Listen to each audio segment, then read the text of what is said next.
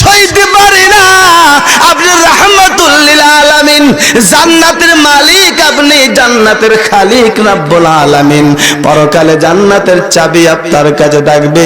ইয়া রাসূলুল্লাহ, আপনার পেট মুবারকের মধ্যে খাজুর পাতার শক্ত দাগ লেগে আছে, অনুমতি দেন একটা আরামের বিছানা আপনাকে বানায়া দেন। আমার নবী বলেন, আমি নবী যদি আরামের বিছানায় শুয়ে থাকি, আমার গুনাহগার উম্মতকে জাহান্নাম থেকে খেয়ে বাঁচাইবে রে। আমি নবী মেহমানদারির জন্য দুনিয়ায় এসেছি, আরামের বিছানায় শোয়ার জন্য নয়। ও আব্বাস, মেহমানদারিতে কেউ গেলে আরামের বিছানা সঙ্গে নেয় না, যাই পায় সেখানেই শুয়ে দিনটা কাটায় আছে। ও সাহাবী, আমার জন্য চিন্তা করো না। আব্দুল্লাহ ইবনে মাসউদ বলেন, ইয়া রাসূলুল্লাহ, ইয়া হাবিবাল্লাহ, আপনি অনুমতি দেন, পারমিশন দেন, আমি আবু জাহেলকে একটাবারের জন্য শেষবারের মতো দাওয়াতটা দিয়ে আসি। আমার নবী রাহমাতুল লিল আলামিন অনুমতি দিলেন, পারমিশন দিলেন। আমার নবীর অনুমতি পাইয়া আমার নবীর সাহাবী হযরত আব্দুল্লাহ ইবনে মাসউদ আবু জাহেলের বাসায় চলে গেলেন। আবু জাহেল বাসায় আছে, গভীর রজনীতে ডাকতেছে। আবু জাহেল এত সুন্দর কণ্ঠ, মিষ্টি ভাষা শুইনা দরজাটা কইলা দিয়েছে। আব্দুল্লাহ ইবনে মাসউদের চেহারা দেখে একটু রাগ মাথায় চলে আসছে, কারণ মুমিন আর কমিদের মধ্যে একটু পার্থক্য থাকে। আব্দুল্লাহ ইবনে মাসউদকে দেইখা নিষ্ঠুর পাশান আবু জাহেল প্রশ্ন করতেছে, এত রাত্রি কিসের জন্য আমার বাসায় এসেছো? আমার নবীর সাহাবী আব্দুল্লাহ ইবনে মাসউদ রাদিয়াল্লাহু তাআলা আনহু আবু জাহেলের দিকে লক্ষ্য করে ডাকেন, আবু জাহেল রে, আমি আমার স্বার্থের জন্য আসি নাই, আমার নবী রাহমাতুল লিল আলামিনের বুক বড় কষ্ট নিয়ে এসেছি। আরে আবু জাহেল, আমার নবী রাহমাতুল লিল আলামিন আমার সাথে ওয়াদা করেছেন, কমিটমেন্ট করেছেন। আবু জাহেল রে, একটা বারের জন্য যদি কালেমার মালা গলায় লাগাইতে পারো, আমার নবী কমিটমেন্ট করেছেন, ওয়াদা করেছেন, জান্নাতুল ফিরদাউসের মেহমান বানায়া দিবে। ও আবু জাহেল, তুমি যদি কালেমার মালা গলায় লাগাও, মক্কার অনেক বড় বড় নেতারা কালেমার মালা গলায় লাগাইবে, পারবে নি আমার নবী রাহমাতুল লিল আলামিনের মনের কষ্টটা দূর করে দিতে। নিষ্ঠুর পাষাণ আবু জাহেল এই কথা শোনার সাথে সাথে আব্দুল্লাহ ইবনে মাসউদের ডান গালে একটা তাপ্পর বসায়া দিয়েছে, ডান কানের পর্দা ফাইটা বৃষ্টির ফোঁটার মতো জমিনের মধ্যে রক্ত পড়তেছে। আব্দুল্লাহ ইবনে মাসউদ এইভাবে গালটা ছাপা দেয়া আমার নবী রাহমাতুল লিল আলামিনের কাছে চলে আসছেন। আমার নবী আব্দুল্লাহ ইবনে মাসউদের এইভাবে হাত চাপা দিয়ে দেখে মনে মনে নবীর কান্না শুরু হয়ে গেল। নিশ্চয় আবু জাহেল আমার সাহাবীর সাথে ভালো আচরণ করে নাই। আব্দুল্লাহ ইবনে মাসউদ নবীজির কাছে আসলে আমার নবী তাকিয়ে দেখেন আব্দুল্লাহ ইবনে মাসউদের হাতগুলো ভাই ভাই জমিনের মধ্যে রক্তগুলো পড়তেছে। আব্দুল্লাহ ইবনে মাসউদ রে, তুমি তো জানো আমি নবী যদি ইচ্ছে করি আল্লাহ রাব্বুল আলামিন সকল প্রতিশোধ একসাথে নিয়ে নেবে। আরে আব্দুল্লাহ ইবনে মাসউদ, তুমি কি প্রতিশোধ যাও? আমার নবীর সাহাবী বলেন, হুজুর আপনার সারাটা জীবন উম্মতের বেতায় ব্যতীত হইয়া আপনার শরীর মুবারক থেকে কত রক্ত মুবারক জড়াইছেন, একটা দিন দেখলে আপনার প্রতিশোধ চাইতে, আমি একদিনের রক্ত লইয়া কেমনে প্রতিশোধ চাইব? ইয়া রাসূলুল্লাহ, ইয়া হাবিবাল্লাহ, আমার যেই রক্তগুলো জমিনে পড়তেছে সেই রক্তের কোনো বদলা আমি সাহাবী দুনিয়ায় চাই না গো নবীজি। হাশরের মাঠ যেদিন কায়েম হবে আমার রক্তগুলো আল্লাহর দরবারে উঠায়া রাখবো। আমার নবী বলেন, আব্দুল্লাহ ইবনে মাসউদ, তাহলে প্রতিশোধ নিবা না, তুমি কি সবর করবা? আব্দুল্লাহ ইবনে মাসউদ রাদিয়াল্লাহু তাআলা আনহু তিনিও কান্না করতেছেন। আমার নবী রাহমাতুল লিল আলামিন তিনিও কান্না করতেছেন। এমনি সময় হযরত জিবরাইল আমার নবী রাহমাতুল লিল আলামিনের সামনে দাঁড়াইয়া একটা একটু বড় করে হাসতে শুরু করেছে। আমার নবী ডাকে, জিবরাইল রে, আমি আমার সাহাবীর রক্ত দেখে কান্না থামাতে পারতেছি না। আমার সাহাবী রক্ত মাখা শরীর লইয়া কাঁদতেছে, তুমি জিবরাইল কিসের জন্য আসতেছো? জিবরাইল বলেন, হুজুর, আল্লাহ রাব্বুল আলামিন আমাকে পাঠাইছেন, আমি নিজের ইচ্ছাতে আসি নাই।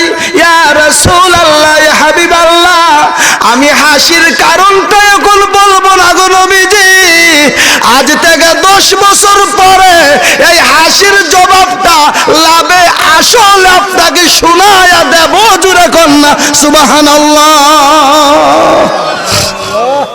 ইয়া রাসূলুল্লাহ, আমি জিবরিল সিদরাতুল মুনতাহায় ছিলাম, আপনি কান্না করতেছেন।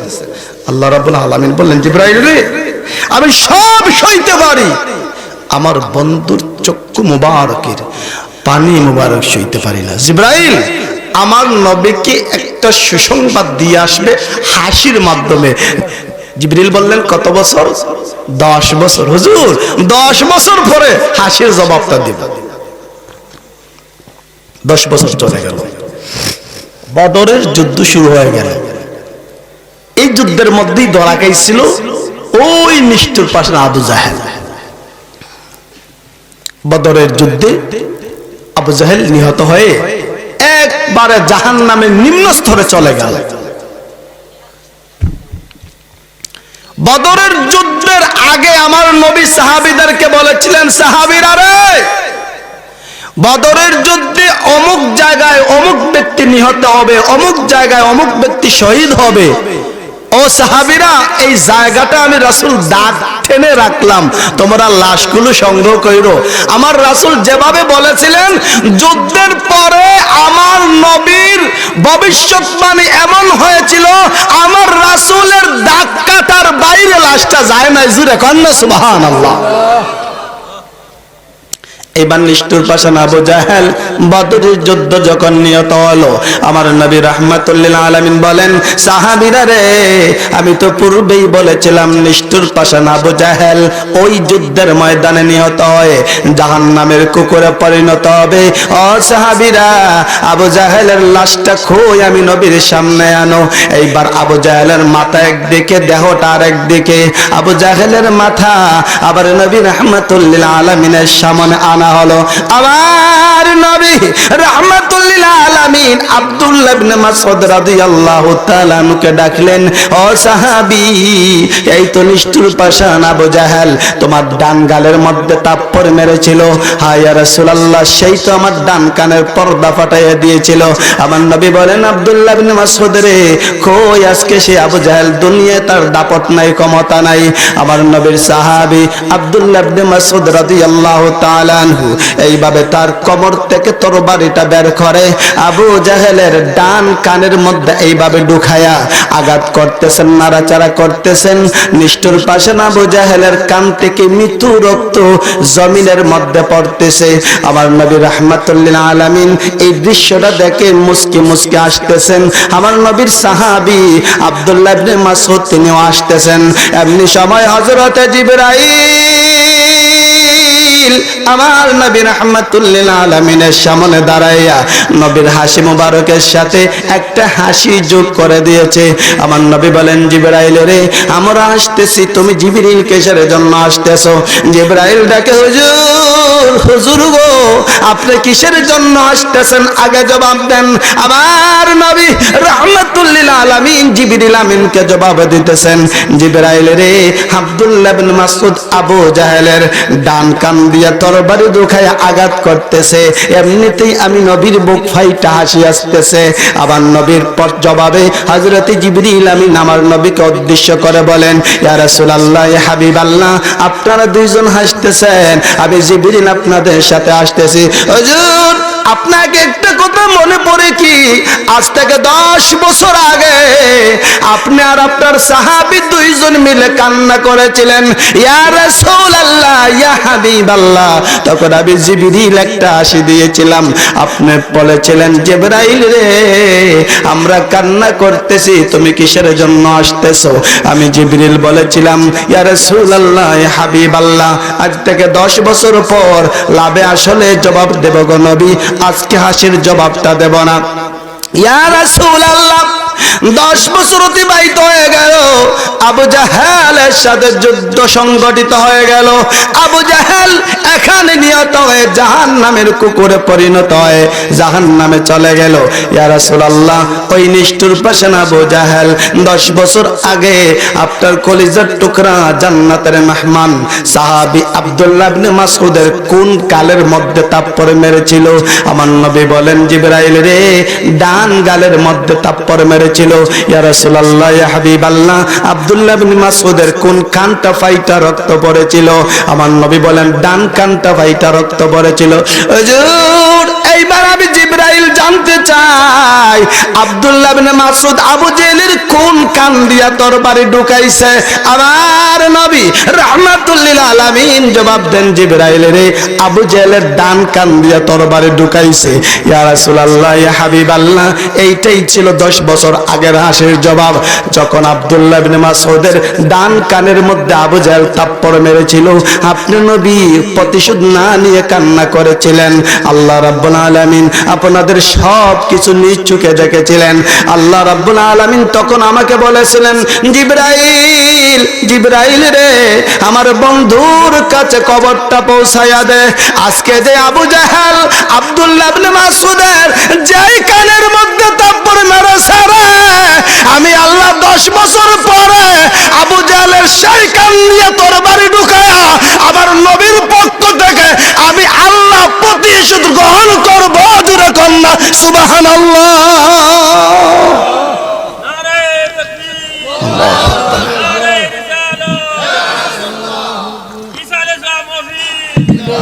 আমার কথাকে ক্লিয়ার বুঝতেছেন? আল্লাহ রাসূল সাল্লাল্লাহু আলাইহি সাল্লাম তখন প্রতিশোধ নেন নাই, সবর করলেন।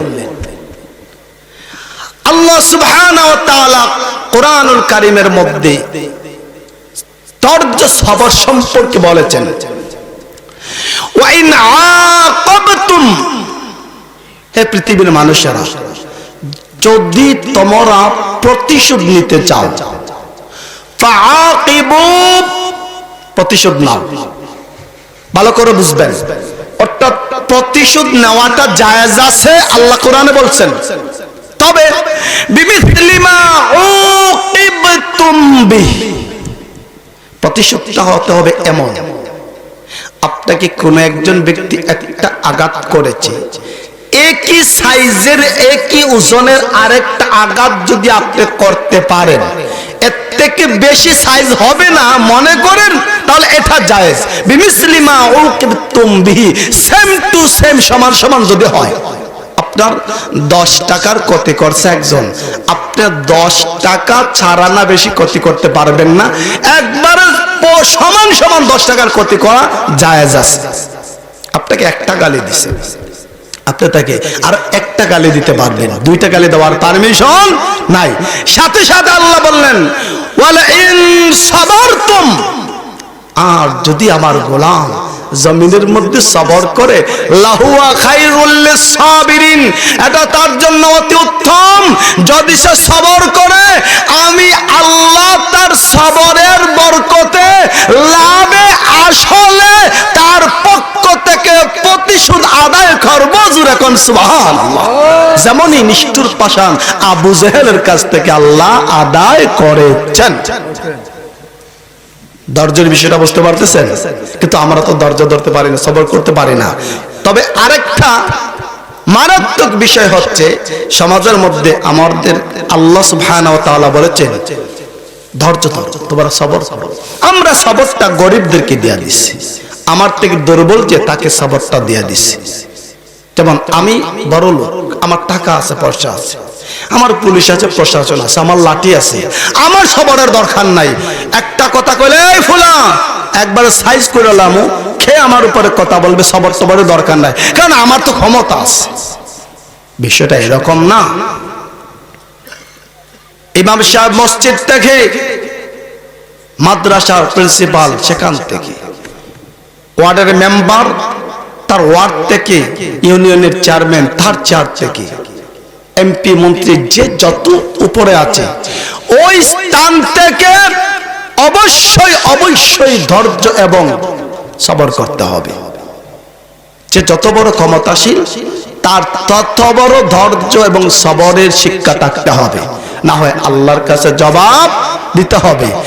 আর যদি ক্ষমতার দাপটে আপনি অন্য কারো উপরে অন্যায়ভাবে আঘাত করেন, সে সবর করে মাজলুম হয়ে প্রতিশোধ নাও নিতে পারে। ওয়াল্লাহি রাব্বিল কাবা, কাবার মালিক আল্লাহর কসম, আবু জাহেলের মতো 10 বছর পরে হলো আল্লাহ মাজলুমের পক্ষ নিয়ে প্রতিশোধ নেবেনই নেবেন। জোরে কোন ঠিক কিনা? সেজন্য খুব সতর্ক থাকবেন। এই সবরের ওয়াজটা আমি আজকে গরিবদেরকে দিলাম না, কারণ গরিব আর দুর্বল যে সে তো চাইলেও প্রতিশোধ নিতে পারবে না। এই সবরটা সব থেকে বেশি রাখতে হবে ধনী মানুষরা, যার জনবল আছে, অর্থ শক্তি আছে, যার মানব শক্তি রয়েছে, তার প্রশাসনিক শক্তি রয়েছে। কথা কোন ঠিক কিনা? আর একটু জোরে কোন ঠিক কিনা? আজ মানুষ ধৈর্য এবং সবর হারানোর কারণে এক ভাই আরেক ভাইকে অন্যায়ভাবে সম্পদ দখল করে, এক ভাই আরেক ভাইকে অন্যায়ভাবে হয়রানি করে, এক ভাই আরেক ভাইকে অন্যায়ভাবে জেল কাটায়। জোরে কোন ঠিক না? সবর নাই, এটা তো কোরআনের আয়াত। আল্লাহ বলেছে সবর করো। আলী আসাদুল্লাহিল গালিব একদিন উক্তি দিলেন, আল্লাহ সুবহানাহু ওয়া তাআলা বলেছেন, যে ব্যক্তির মধ্যে সবর এবং ধৈর্য নেই সে যেন আল্লাহর জমিন ছেড়ে অন্য কোথায় চলে যায়। আল্লাহ কেন বললেন এই কথা? এর মানা হচ্ছে আল্লাহর জমিন ছাড়া অন্য কোথায় যাওয়ার সুযোগ নাই। এর মানে আল্লাহর জমিনেই থাকতে হবে, ধৈর্য এবং সবর রাখতেই হবে। জোরে কোন সুবহানাল্লাহ। আমরা প্রত্যেকটা কাজে সবর করতে পারবো? বলুন ইনশাআল্লাহ। পারবো না? আরো জোরে কোন ইনশাআল্লাহ। আল্লাহ রাসূলের সবথেকে বড় আদর্শ ছিল সবর করা। কেউ রাসূলুল্লাহকে তাপ্পর মারলে তার 14 গোষ্ঠী উদ্ধার না করে রাসূলুল্লাহ বলতেন, ভাই তাপ্পর মারছো, আপনার হাতটা দেখি, আপনার হাতে কি ব্যথা পাইছেন? জোরে কোন আল্লাহু আকবার। আসুন এই মুহূর্তে আমরা সবরের আলোচনা করলাম। আমার নবী রাহমাতুল্লাহ আলামিনের কেমন সবর ছিল অবাক হয়ে যাবেন মিয়া সাহেব। এক ইহুদির বাচ্চা আমার নবী রাহমাতুল্লাহ আলামিন, দু জাহানের সরদার নবী, যিনি চাইলে আল্লাহ প্রতিশোধ নিতে 1 সেকেন্ড দেরি করতেন না। আল্লাহ কতবার প্রস্তাব দিয়েছেন, বন্ধু গো আপনাকে ইয়াতিম ভাইয়া একা ভাইয়া কাফেররা আপনাকে ডিস্টার্ব করে কষ্ট দেয়, একটাবার বলেন মাটি উঠায় একবারে মিশায়া দেব। আমার নবী বলেন, মাবুদ আপনি যদি এইভাবে শেষ কইরা দেন, আমি আপনার দাওয়াতটা কার কাছে বসাইব? জোরে জোরে কলমা সুবহানাল্লাহ। ইহুদির বাচ্চা, ছোট্ট বাচ্চা, আমার নবী রাহমাতুল্লাহ আলামিনকে দাওয়াত দেয়, হুজুর আগামীকাল যোহরের নামাজের পর আমাদের বাসায় আপনার দাওয়াত। আপনারা কি ঘুমায় গেছেন? সজাগ আছেন? আচ্ছা কারা কারা ঘুমায় আছেন একটু হাত উত্তান দেখি। ঘুমে আছেন কারা? আলহামদুলিল্লাহ সবাই সজাগ আছে। যেরকম মারহাবা। ইয়া মুহাম্মদ মুস্তাফা নবী সাল্লু আলা, ইয়া মুহাম্মদ মুস্তাফা নবী, জোরে জোরে। শাফাতের কান্ডারি রাসূল আল্লাহ, শাফাতের কান্ডারি রাসূল আল্লাহ, ইয়া মুহাম্মদ মুস্তাফা নবী। মহব্বতে আরো জোরে আরো জোরে। ইয়া মুহাম্মদ মুস্তাফা নবী। কষ্ট লাগতেছে নাকি? খারাপ লাগতেছে? নবীজি শাফাত করবেন না? এই যে মুসলিমের হাদিস, রাসূলুল্লাহ বললেন, আনা সাইয়্যিদু ওয়ালদি আদম ইয়াউমাল কিয়ামা, সকল আদম সন্তানের সরদার আমি নবী, তার সুস্পষ্ট বিকাশ ঘটবে হাসরের ময়দানে। যেরকম সুবহানাল্লাহ। तमाम पैगंबर से अफजल अना सय्यिद वल्द आदम यौमुल कियामा। হাসরের মাঠে আদম সন্তান যা হবে সকলের সরদার আমি রাসূলুল্লাহ সাল্লাল্লাহু আলাইহি ওয়াসাল্লাম। ওয়া আউয়ালু মান ইয়ানশাক্কু আনহুল কবর, আমি সর্বপ্রথম কবর থেকে উঠব। ওয়া আউয়ালু শাফিঈন, আমি আল্লাহর কাছে সর্বপ্রথম শাফাআত করব। ওয়া আউয়ালু মুশাফফাইন, সর্বপ্রথম আমার রব আমার উম্মতের পক্ষে আমার শাফাআতটা কবুল করবেন। জোরে জোরে কোন সুবহানাল্লাহ। ইহুদির বাচ্চা নবীকে দাওয়াত করছে, হুজুর দাওয়াত। আমার নবী রাহমাতুল্লাহ আলাইহি ছোট বাচ্চার কথা চলে গেলেন, কিন্তু ছোট বাচ্চার দাওয়াত গ্রহণযোগ্য না, তারপরও নবীজি চলে গেলেন। এবার জাত ইহুদি দু জাহানের সরদার নবিকুল সম্রাট রাহমাতুল্লিল আলামিনকে দেখে একবারে তেলে বেগুনে জ্বলা আমার নবীকে কঠোর ভাষায় বলতেছে, আপনি আব্দুল্লাহর পোলা মুহাম্মদ? আমার নবী বলেন হ্যাঁ। আপনার কি লজ্জা শরম বলতে কিছু নাই? কেন? এই ছোট্ট বাচ্চার কথা আমার গলাইছেন দাওয়াত খাইতে। আমার নবী ডাকে ইহুদিরা, লজ্জা শরমের অভাব নাই রে। আমি নবী রাহমাতুল লিল আলামিন রাস্তা দিয়ে আমার নবী যখন হাইটা যাইতেন, হঠাৎ করে নবীজি মুখে কিছু দিয়েছেন, সাহাবীরা জিগায় হুজুর আমরাও আপনার সাথে হাঁটাহাঁটি করতেছি, এই মুহূর্তে কি খাইলেন? আমার নবী বলেন, সাহাবীরা রে আমি নবীর মন চাইল রে আল্লাহর জান্নাত থেকে এই মুহূর্তে একটা আঙ্গুর মুখে দিলাম। জোরে কন্যা সুবহানাল্লাহ। সিদরাতুল মুনতাহার উপরে জান্নাত। আমার নবী বলেন, সাহাবীরা মন চাইল আমি নবী রাহমাতুল লিল আলামিন সেখান থেকে একটা আঙ্গুর খাইলাম। ইহুদি আমি তোর ঘরে দাওয়াত খাইতে আসি নাই। ইহুদি বলে, দাওয়াত খাইতে আসেন নাই, আমি নিষেধ করলাম আর কোনোদিন আমার ঘরে আসবেন না। আমার নবী রাহমাতুল লিল আলামিন মুস্কি হাসতে হাসতে চলে গেলেন। দ্বিতীয় দিন আবার ইহুদির ছেলে আমার নবী রাহমাতুল লিল আলামিনের কাছে চলে গিয়েছে, ইয়া রাসূলুল্লাহ ইয়া হাবিবাল্লাহ আমার বাবা আপনাকে অপমান করছে, আজকে আপনি আমার ঘরে আবার যাইতে হবে জোহরের নামাজের পরে। নবী গো আপনাকে দাওয়াত দিতে আইছি। আমার নবী রাহমাতুল লিল আলামিন ছোট্ট বাচ্চাকে খুশি করার জন্য আবার দাওয়াত খাইতে চলে গেলেন। ইহুদি দ্বিতীয় দিন আমার নবী রাহমাতুল লিল আলামিনকে লক্ষ্য করে বলে, আরে আব্দুল্লাহর ছেলে মুহাম্মদ, এতদিন শুনতাম মানুষেরা তোরা পাগল কয়, আজকে সত্যি বুঝতে পারলাম তুমি পাগল। আরে মুহাম্মদ গতকাল তোমাকে নিষেধ করার পরেও কেমনে আজকে তুমি আমার বাসায় আইলা? আরে আব্দুল্লাহর পোলা মুহাম্মদ, ছোট বাচ্চার কথায় কি কেউ দাওয়াত খাইতে আসে? আর তুমি কি জানো না তুমি একটা ধর্মের বাণী পৌঁছাও আমার ধর্মের বিরোধী, আজকেও তোমাকে ক্ষমা করে দিলাম, আর একদিন যদি আমার বাসায় আসবে একবারে চাবুকের আঘাত দিয়া পিঠের চামড়া উঠাইয়া দেব। আমার নবী রাহমাতুল লিল আলামিন ওই দিনও মুস্কি হাসতে হাসতে চলে গেলেন। 3 নাম্বার দিন ওই ছোট্ট বাচ্চা আবার আমার নবী রাহমাতুল লিল আলামিনের কাছে হাজির মসজিদে নববীর মধ্যে। ইয়া রাসূলুল্লাহ ইয়া হাবিবাল্লাহ আমার বাবা আপনাকে কষ্ট দেয়, হুজুর আজকে আমার বাসায় আপনি যাইতে হবে। আমার নবী রাহমাতুল লিল আলামিন আবার ওই ইহুদির বাসায় চলে গেলেন। ইহুদি রাগে টকবক হয়ে চাবুক হাতের মধ্যে নিয়েছে। অন্যদিকে আমার নবীর সাহাবী হযরতে আবু বকর, ওমর, হযরতে আলী আসাদুল্লাহ আল গালিব তিনজন একত্রিত হয়ে ইহুদির বাসার চতুর্দিকে পাহারা দেওয়া করতেছেন, সিকিউরিটি দিতেছেন, একজন আরেকজনকে কমপ্লিট করতেছেন।